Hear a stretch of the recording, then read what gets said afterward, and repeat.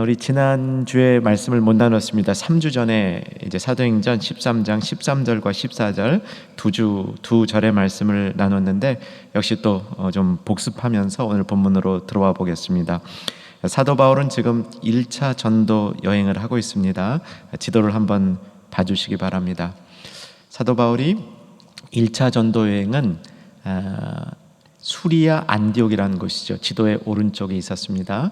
거기서 구브로 섬으로 이동해서 살라미 바보 거쳐가지고 바보에서 이제 북서쪽으로 쭉 올라가니까 안탈리아, 아탈리아 있었고요. 그 위에 버가 있었습니다. 거기까지 이동을 한 것이죠.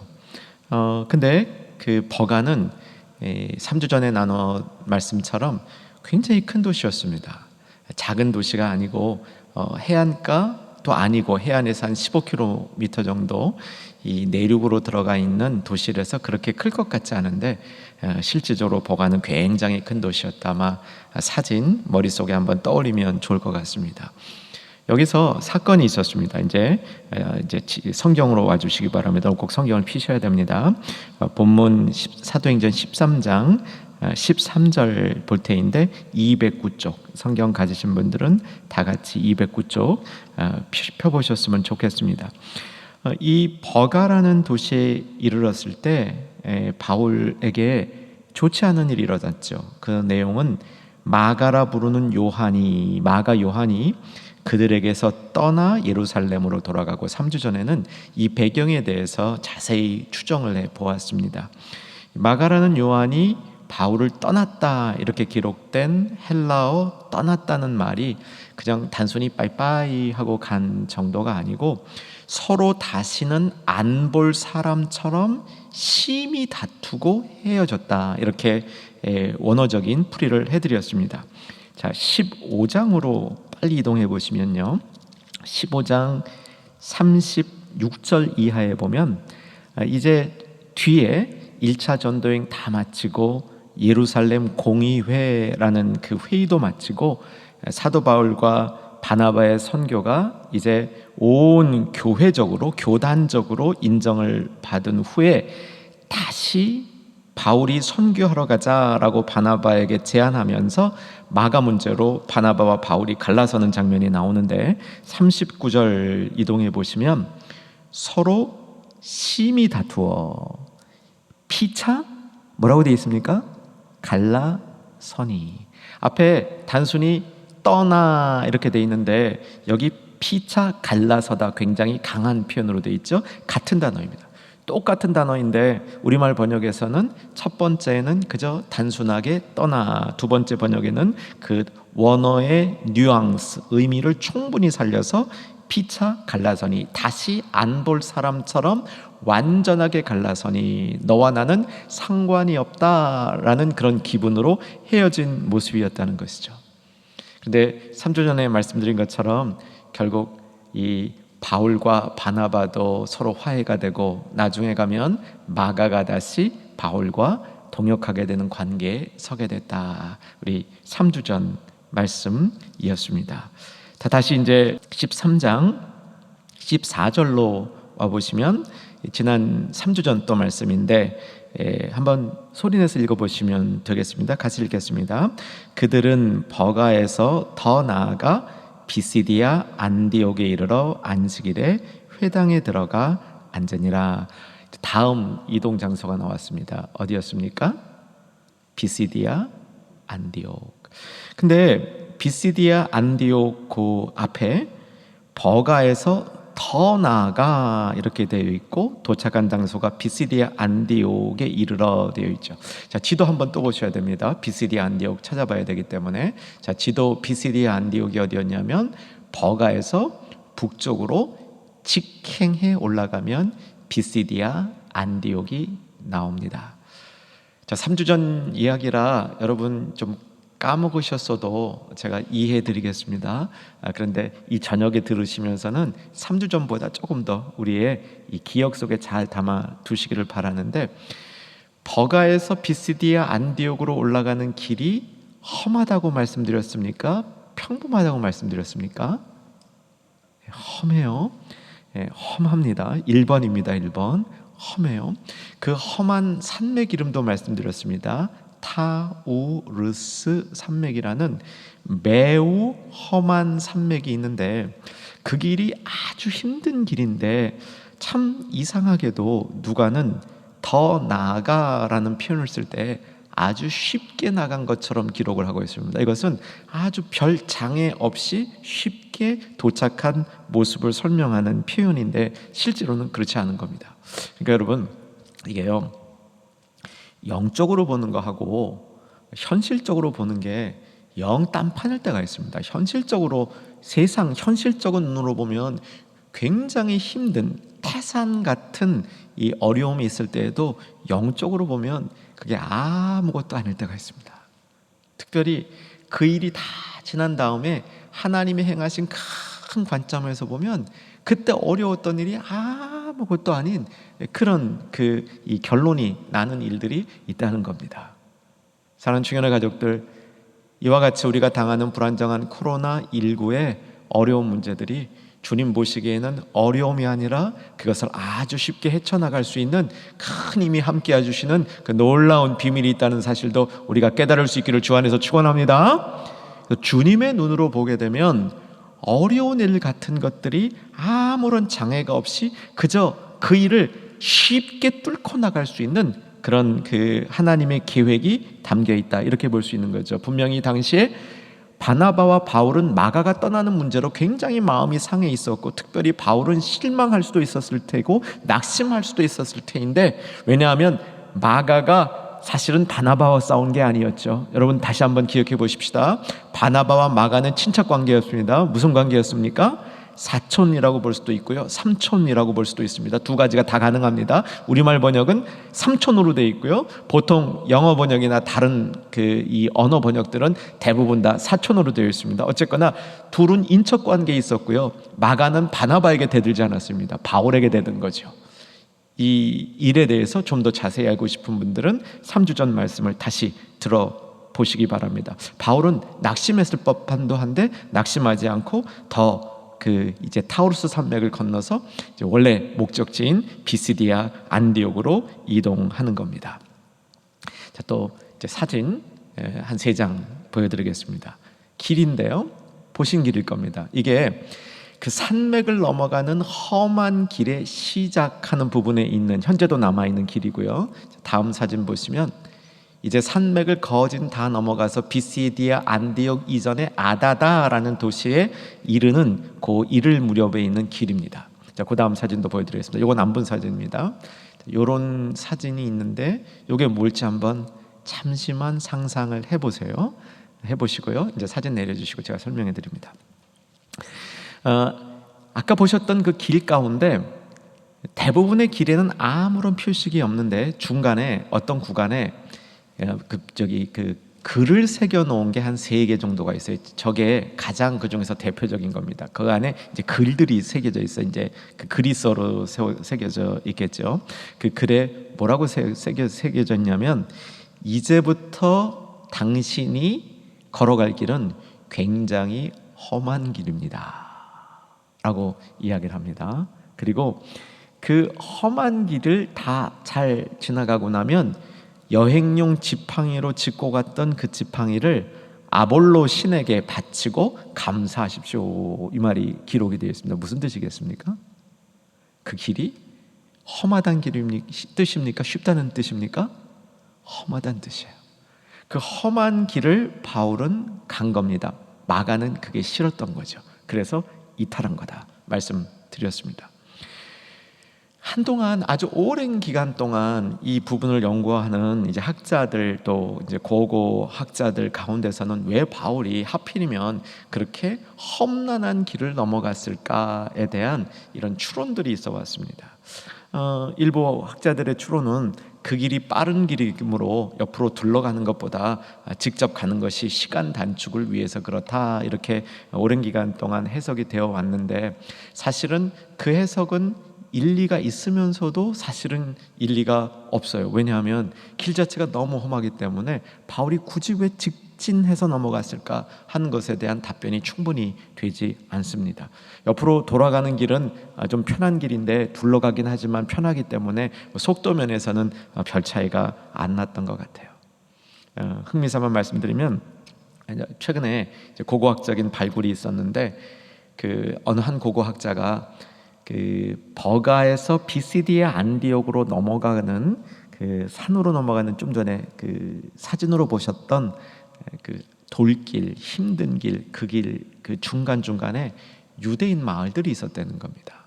그렇게 되면 바울이 유대인 마을마다 지나가면서 복음을 전도하려고 그 길을 굳이 택한 것은 아닐까, 이런 이제 설명이 가능해지는 것이죠.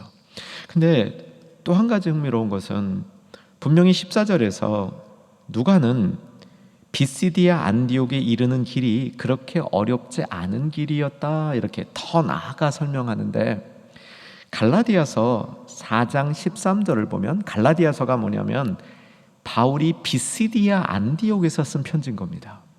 비시디아 안디옥을 향하여 쓴 편지죠. 비시디아 안디옥에서 쓴 편지가 아니라 비시디아 안디옥에 있는 교회, 그러니까 오늘 본문에 나오는 이 사건을 통해서 개척한 교회를 향하여 이후에 쓴 편지가 갈라디아서입니다. 갈라디아서 4장 13절을 한번 보겠는데 자막으로 보겠습니다. 자막 띄워드리겠습니다. 4장 13절 제가 읽어드릴게요.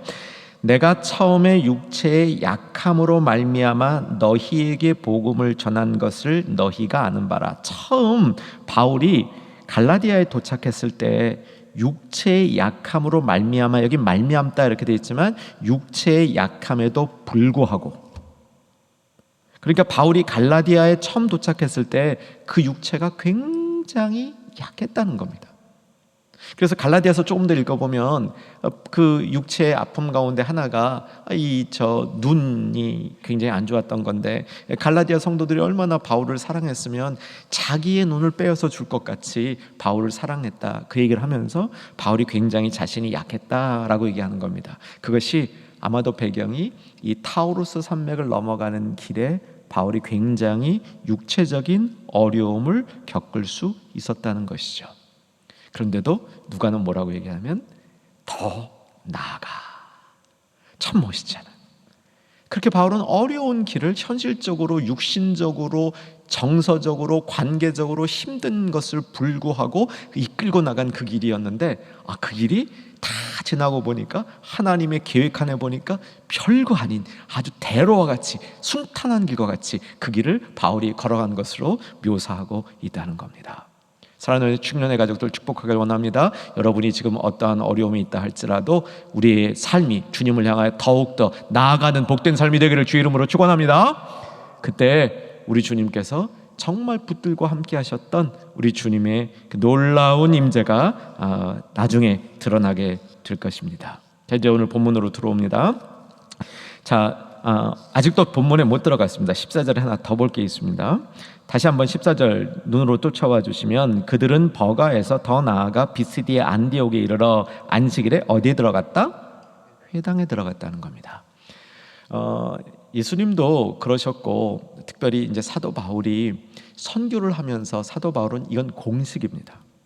바울은 새로운 지역에 가면 꼭 안식일에 그 지역에 있는 회당을 찾아갑니다. 왜 찾아갔을까요? 첫째, 그 회당에는 어떤 민족들이 있습니까? 유대인들이 있는 거죠. 사도 바울이 선교하던 지역은 이방인들 지역인데, 이방인들 지역 속에 유대인들이 곳곳에 흩어져 살고 있었는데, 그 유대인들은 남자 10명만 모이면 회당을 만들었습니다. 여러분 이 사실도 잘 기억해 두시면 도움이 됩니다. 유대인들은 남자 성인 10명만 있으면 회당을 만드는 요건이 충족되었고, 거의 예외 없이 회당을 만들었습니다. 그러니까 유대인 남자 10명만 있으면 회당이 있다 이렇게 가정하시면 되는 거예요. 그러니까 웬만한 도시에 가면 다 회당은 있기 마련이었습니다. 예수님께서 제자들에게 말씀하실 때 내 이름으로 몇 명 정도 모이면 내가 그들과 함께 하리라, 2-3 사람 모인 곳에, 이게 그 배경이 뭐냐면 유대인 남자 10명이 모여야 회당을 만들 수 있는 요건인데, 그게 그 구약적 배경인데 예수님은 그걸 깨트리시는 거예요. 10명 필요 없다. 꼭 남자만 있어야 되는 거 아니다. 애들 있어도 되고 여자 있어도 되고 두세 사람만 내 이름으로 나를 정말 부르는 자, 하나님으로부터 부르심을 받아서 그 이름을 부르는 자, 그들이 있으면 나도 그들과 함께 그 공동체에 함께 하시겠다. 이게 교회의 요건이 되는 겁니다. 여러분 가정에 지금 두세 사람이 모여서 같이 예배를 드리고 계십니까? 그 자리에 반드시 우리 주님 함께 하시는 줄로 믿으시기 바랍니다.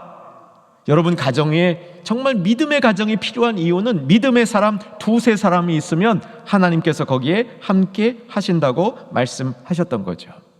그래서 바울은 선교하려는 지역에 들어가면 유대인이 한 10명 정도 남자만 있으면 회당이 있기 때문에 그 회당을 찾아간 겁니다. 회당을 찾아가서 그 회당에서 같이 예배를 드리면서 회당을 통해서 유대인과 만남의 기회를 갖고 거기 이제 그 복음을 전하기 시작한 것이죠.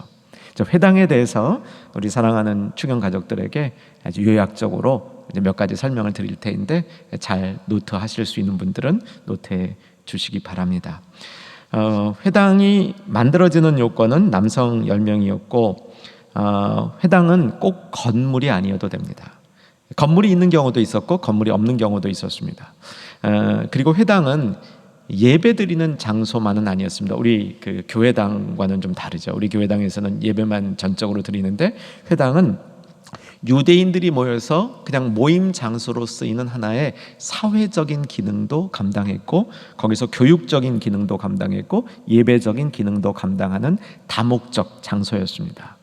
거듭 말씀드리지만 꼭 건물이 있지 않아도 사람들의 모임을 중심으로 회당이라 말할 수 있었고요. 회당장이라고 들어보셨죠? 성경에 이제 회당장이 여러 명 나옵니다. 야이로라는 인물도 등장하고 이제 사도 바울이 고린도에 가서도 이제 회당에 들어갈 때 회당장이 나오는데 회당장은 회당 거꾸로 하면 뭡니까? 당회. 회당장이 당회장은 아닙니다. 회당장은 아까도 말씀드린 것처럼 회당의 기능이 사회적 기능도 했기 때문에 종교적인 리더라기보다는 그 마을 공동체 유대인 사회적인 리더였다 이렇게 보시는 것이 맞습니다. 그래서 회당에서 예배를 드리는 장면이 이제 잠깐 15절부터 등장하게 되는데 자 15절 눈으로 찾아가셨습니까? 15절 같이 한번 읽어보십시다. 읽겠습니다. 율법과 선지자의 글을 읽은 후에 회당장들이 사람을 보내어 물어 이르되 형제들아 만일 백성을 권할 말이 있거든 말하라 하니 이렇게 되어 있죠. 회당에서 이제 안식일에 예배를 드릴 때 보면 성경을 읽는 겁니다. 성경을 읽을 때 어디서 읽냐면 율법에서 한 구절을 읽고 선지자의 글에서 또 한 구절을 읽는 겁니다. 이제 구약 성경은 크게 율법과 선지자의 글들과 시편이라고 되어 있죠. 꼭 말하는 시편뿐만 아니라 시가서라고 불리우는 이제 구약 성경 전체를 세 덩어리로 나눈 거죠. 율법이란 말은 모세 오경을 얘기하는 겁니다. 모세 오경 중에 한 부분을 발췌해서 읽고 그 다음에 이제 선지서들, 우리가 알고 있는 사무엘, 상하, 열왕기, 상하 이런 이제 그 중에서 한 부분을 발췌해서 읽고 이렇게 이제 두 걸 읽게 되면 전문적인 설교자가 따로 있지 않았습니다. 그래서 이제 요즘 같은 저희와 같은 이제 그 신학을 공부하고 교단이 인준한 안수를 받고 이제 말씀을 강도하는 이런 이제 그 설교자들이 거기는 없었고요. 그 말씀을 읽은 다음에 누가 이렇게 부연 설명할 사람이 있으면 자진해서 나오는 거였습니다. 이때 이제 바울은 거기 가서 이제 바울은 이 정통한 사람이지 않습니까? 이제 구약에도 정통하고 이랬었기 때문에 이제 손을 막 들고 나 좀 내가 합니다 하고 이제 손 들고 나가서 이제 거기서 말할 기회를 얻는 거죠. 그 말할 기회를 얻어서 이 오늘 본문 17절서부터 아주 길어요. 17절서부터 41절까지 아주 긴 설교를 그 자리에서 바울이 행하고 있는 겁니다. 바울이 이제 그 자리에서 설교를 행하고 있는 것이 이 오늘 본문의 주된 내용입니다. 그림 몇 장을 보여드리겠습니다. 비시디아 안디옥의 모습을 좀 보여드립니다. 한 사진이 7장 정도 나갑니다. 이게 비시디아 안디옥으로 들어가는 이 문이에요. 근데 이 각도는 밖에서 도시로 들어가는 길이 아니고 도시에서 밖으로 나오는 길입니다. 이 비시디아 안디옥을 가보신 분들이 있을 겁니다. 이제 터키 가보신 분들은 다 비시디아 안디옥을 가셨는데 저런 곳이 있었나? 막 이렇게 생각하실 거예요. 이건 왜냐하면 사진을 기가 막히게 찍어서 그런 겁니다. 다음 사진을 보시면 똑같은 길인데 아까 이제 낙이 타고 가는 그 마차가 없을 뿐입니다. 자, 이것이 그 도시로부터 밖으로 나가는 길인데 거꾸로 보면요, 반대로 보면 다음 사진, 이게요, 저 사람 뒤쪽으로 저기 황량하죠. 그러니까 저쪽은 이렇게 아직 발굴이 안 됐다, 그런 뜻입니다. 다음 사진 보시고요. 도시 전체를 볼 수 있는 사진인데 뒤에 이렇게 그 극장 같은 게 보이죠? 이게 도시 규모를 알 수 있는 극장, 잘 보셨습니다. 자, 그 다음 사진 보시면요, 이게 사도 바울 기념교회 터입니다. 이건 이제 후대에 만들어진 거겠죠. 이제 사도 바울의 기념교회는 대개 기독교가 공인된 4세기, 5세기 때 지어지니까 저건 후대 이제 건물이 되겠고요. 자, 다음 사진을 보시면 이 사진은 아마도 이 자리가 도시 안에 있었던 제일 처음 기독교인들이 모였던 교회의 터가 아닐까 이렇게 추정되는 곳입니다. 그래서 의미가 좀 있겠죠. 저는 이제 우리 성지학습 가면 꼭 저 자리에서 같이 예배를 드립니다. 다음 사진 보시면요, 이게 흥미로운 사진입니다. 이거는 이제 잘 보기 어려운 사진인데요. 이 사진은 비시디아 안디옥이 현재는 그렇게 뭐 큰 도시가 아닌데 그 도시 안에 들어가면 조그만 박물관이 하나 있습니다. 얄바츠 박물관이라는 곳인데 거기에 들어가면 비석이 있어요. 이 비석이 뭐냐면 흥미로운 비석입니다. 왜 흥미롭냐면 이 비석의 내용을 보게 되면 바울, 내려주시고요. 이 비석의 내용을 보게 되면 바울에 의해서 전도받은 사람 이름 기억나시죠? 바울하고 이름이 똑같습니다. 무슨 바울입니까? 서기오 바울입니다. 이 서기오 바울의 형제가 비시디아 안디옥의 총독이었어요. 굉장히 흥미롭습니다. 서기오 바울의 총독인 비시디아 안디옥의 이제 서기오 바울의 형제였던 그 사람과 관련되어진 그런 그 비석입니다. 이런 이제 내용들을 보시면 비시디아 안디옥의 모습을 살펴볼 수 있겠습니다. 자, 이제 오늘 본격적인 본문으로 들어갑니다. 자, 바울이 어디에? 회당에서 언제? 안식일에 회당 예배를 드리는 중에 손을 막 흔들고 앞에 나갔습니다. 드디어 이제 말할 수 있는 그 권한을 얻었습니다. 발언권을 받았습니다. 이 발언권을 받고 뭘 하냐면 설교를 하는 거예요. 이 설교의 내용이 꽤 깁니다. 자, 사랑하는 충영 가족 여러분, 우리 한번 성경 전체적인 한번 이렇게 그 상식, 지식을 하나 정리하십시다. 신약 성경에 구약 성경 전체 내용을 요약하는 이 요약되어 있는 곳이 크게 세 군데가 있습니다. 구약 성경 전체를 일목요연하게 요약한 게 신약 성경에 세 군데 나와요. 그러니까 신약에 나오는 구약의 요 구절들만 막 살펴보아도 구약의 내용이 착착착 정리되게 되어 있습니다. 이렇게 참 요약이 잘 돼 있는 이 쪽집게와 같은 구약 요약에 나오는 구절들을 살펴보면 어디냐면 대표적인 게 우리가 잘 아는 히브리서 11장 믿음장입니다. 히브리서 11장이 구약의 내용을 다 이렇게 요약하고 있죠. 그 다음으로 긴 요약이 어디에 나오냐면 우리 공부 오랫동안 했습니다. 이제 사도행전 앞부분에서 이 부분만 가지고 그냥 몇 번을 했어요. 두 번째가 몇 장이냐면, 자, 올려주시기 바랍니다. 두 번째가 사도행전 7장입니다. 사도행전 7장. 세 번째가 어디겠습니까? 실력이 없으면 눈치로 답해 보시기 바랍니다. 오늘 본문이죠.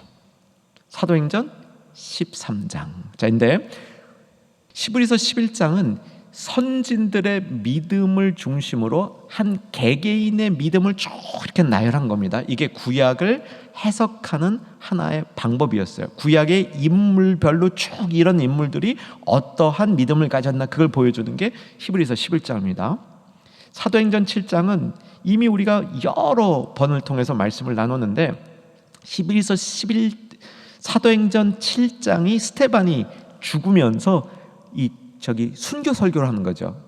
스테반의 순교 설교는 뭐냐면 구약을 요약하는데 구약을 아브라함, 그 다음에 살짝 그 요셉 거쳐서 모세로 넘어가요. 그래서 모세에 대한 이야기가 가장 길어요. 모세에 대한 이야기가 가장 긴데, 모세에 대한 이야기를 가장 길게 한 연유가 뭐냐면 이스라엘 백성이 광야 생활 중에 하나님 앞에 패역했다는 걸 보이기 위한 겁니다. 근데 특별히 하나님은 그들에게 장막을 만들어주고 하나님의 임재를 보여줬는데 이들은 그런 하나님을 떠나서 불순종하는 삶을 살았다는 거예요.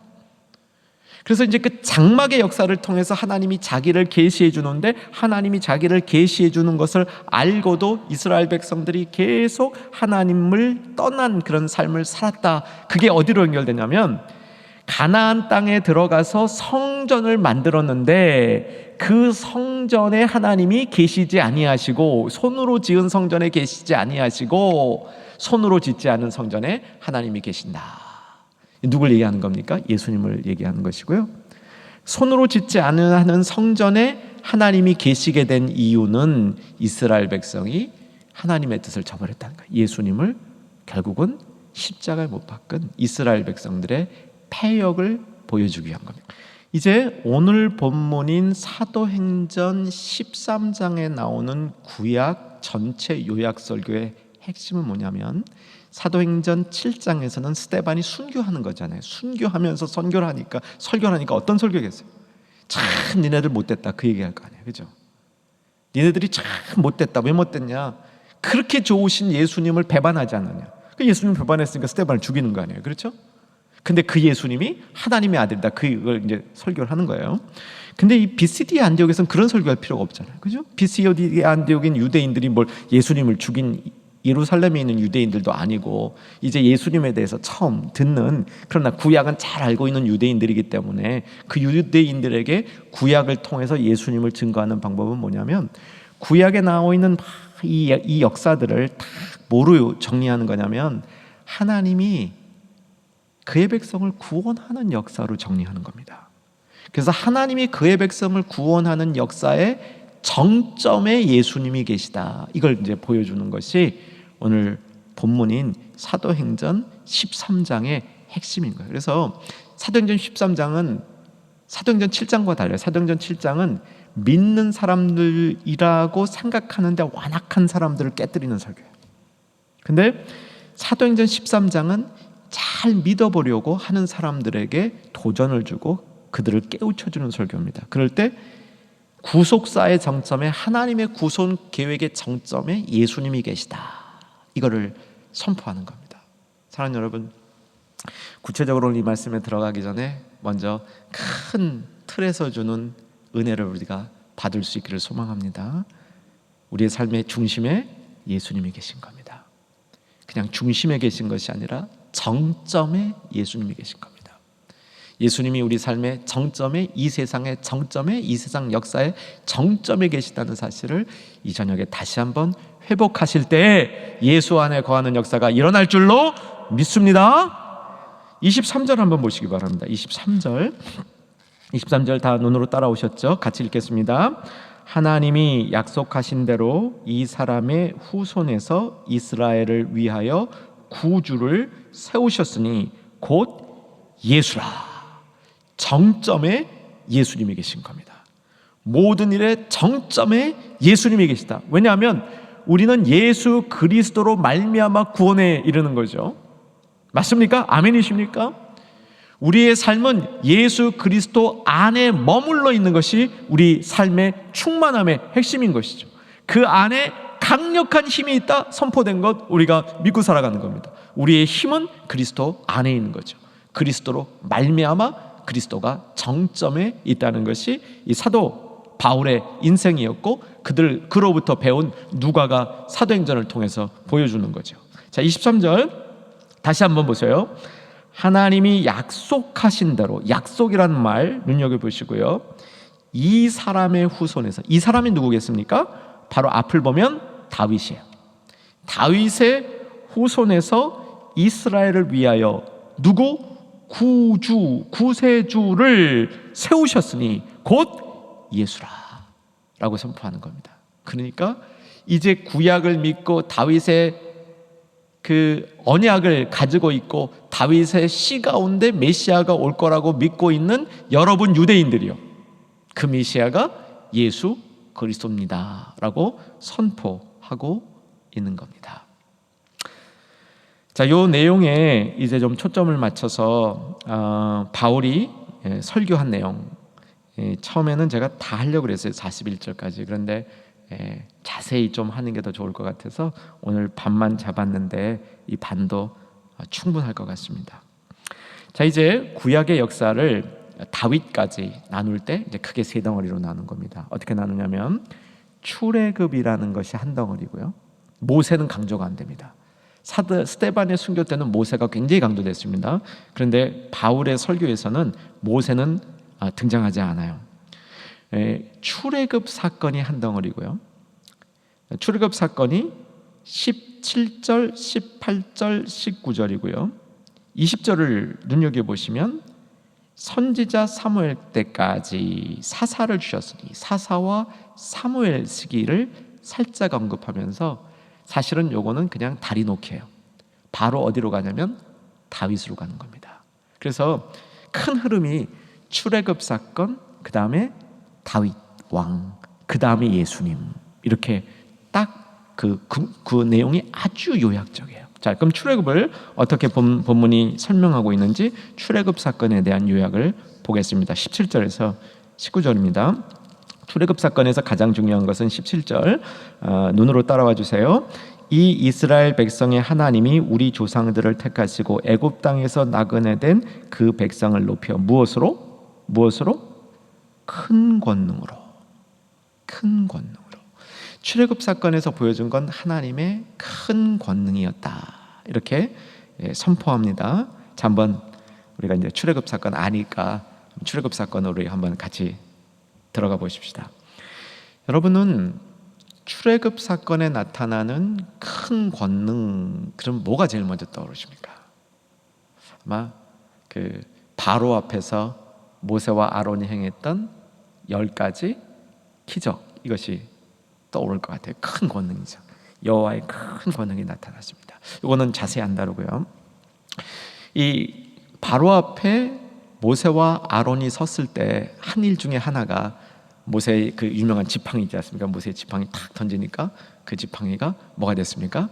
뱀이 이렇게 됐죠.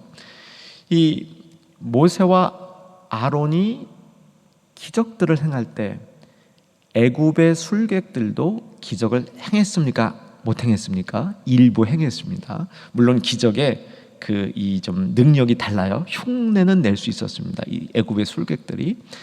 자, 여러분 중에 성경을 아주 많이 공부한 분들에게만 도전합니다. 그러니까 모르시는 분들은 정상이에요. 이 술객 중에 이름이 성경에 거명된 사람이 있습니까? 없습니까? 답을 해보시기 바랍니다.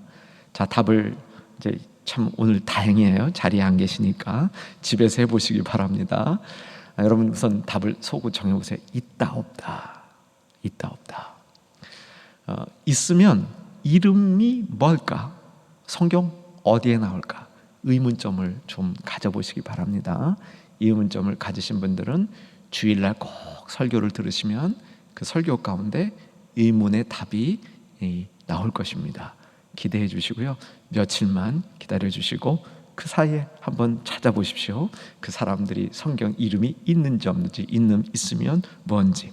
두 번째, 애굽의 출애굽 사건 중에 큰 권능에 해당하는 게 또 뭐가 있다 보면 구름 기둥 불 기둥이 있죠. 하나님의 임재를 나타내는 구름 기둥 불 기둥, 이것도 큰 권능이고, 또 모세를 통해서 주셨던 십계명, 이건 가장 큰 권능인 것 같습니다. 하나님의 백성들이 어떻게 살아가야 될 것인가, 구체적인 길을 가르쳐 준 거니까, 하나님 백성의 길을 가르쳐 준 것이니까 이거는 굉장히 큰 권능이죠. 사실 우리 큰 권능 그러면 이적적인 걸 생각하는데, 사실은 이적적인 것보다 하나님의 큰 권능은 뭐냐면 하나님 앞에 이르는 길이 무엇인지를 가르쳐 주는 게 큰 권능입니다.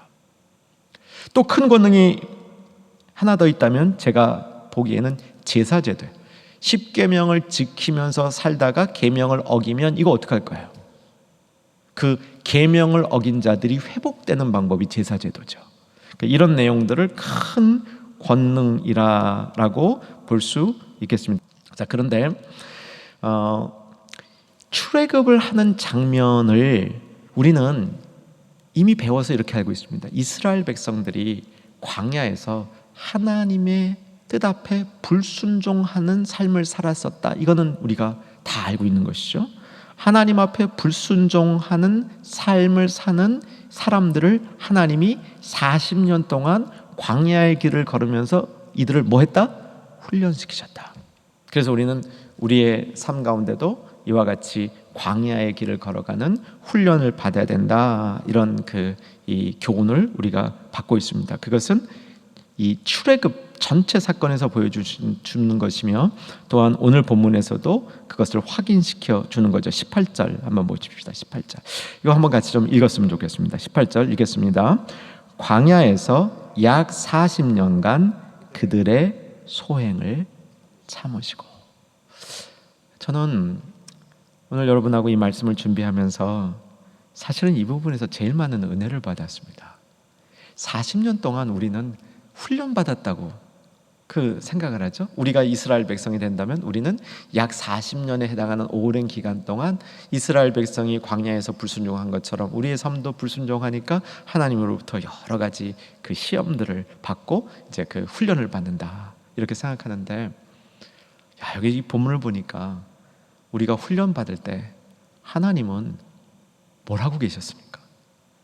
저는 여태까지는요, 우리가 시험을 받는 동안 하나님은 학교 선생님이야.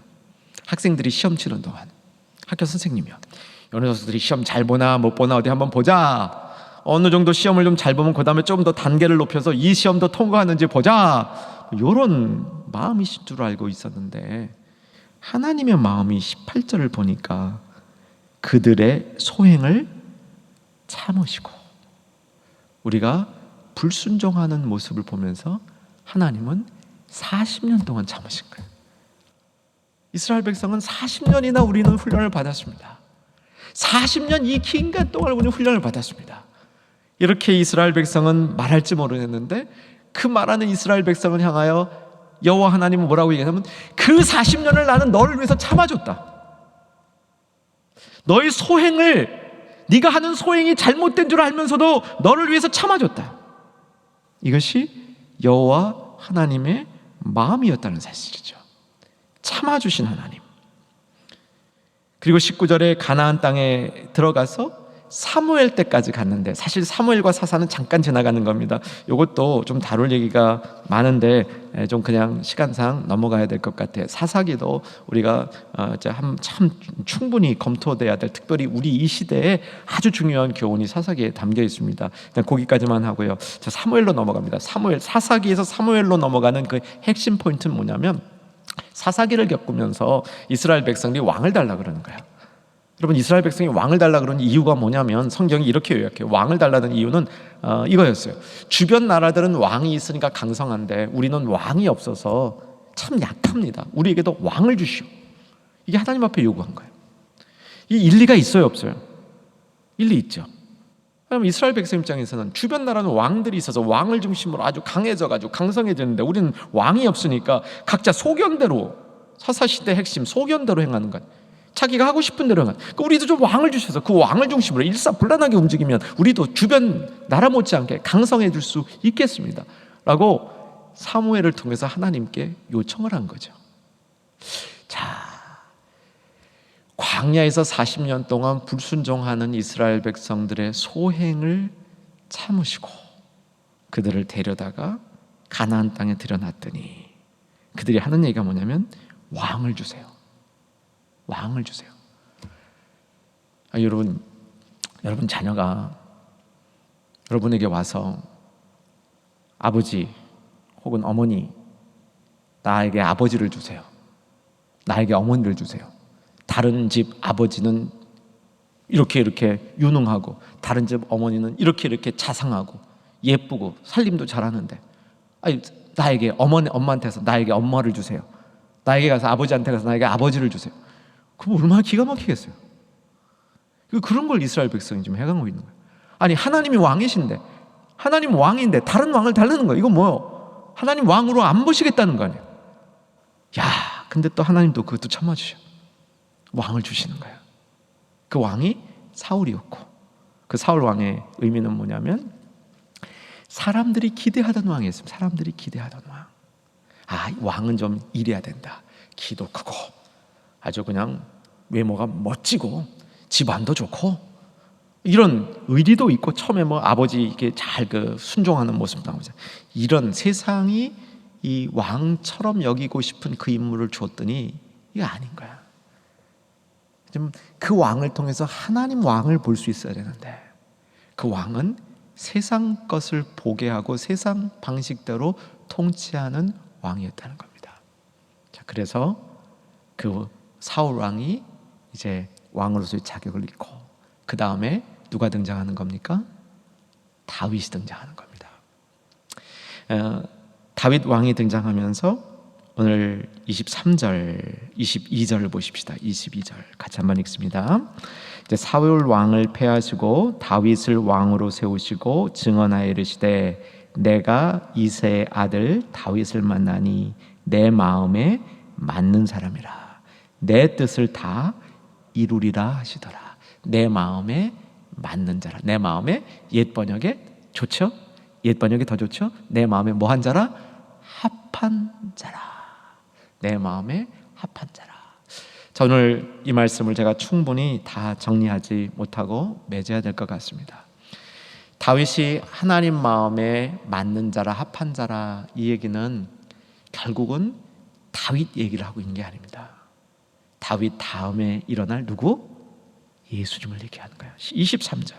하나님이 약속하신 대로 이 사람 후손에서 이스라엘을 위하여 주를 세우셨으니 곧 예수라. 이 예수는 하나님의 마음에 완벽하게 합한 자라. 완벽하게 합한 예수님의 모형으로서 다윗을 보여준 거예요. 다윗은 하나님의 맞는 자라. 맞는 부분이 많은 자라. 이런 뜻이죠. 자, 사랑하는 여러분, 다윗이 왜 하나님 마음에 합한 자였는가? 우리 다음 시간에 이 부분을 더 깊게 다루도록 해보겠습니다. 이제 말씀을 정리하십시다. 사랑하는 여러분, 우리들에게 또 다른 왕이 필요합니까?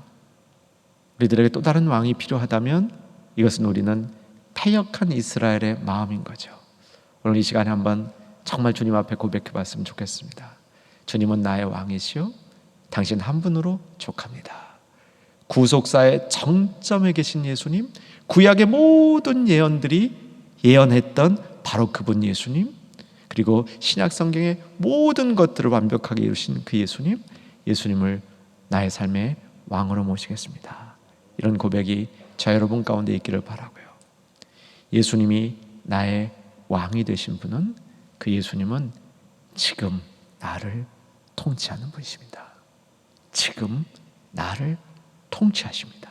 내가 어떤 상황에 있더라도 나를 통치하시는 그 예수님의 손에서 세상의 어떤 것, 어떤 힘도 우리 것을 빼앗을 자가 없다. 믿으시기를 주의 이름으로 축원합니다.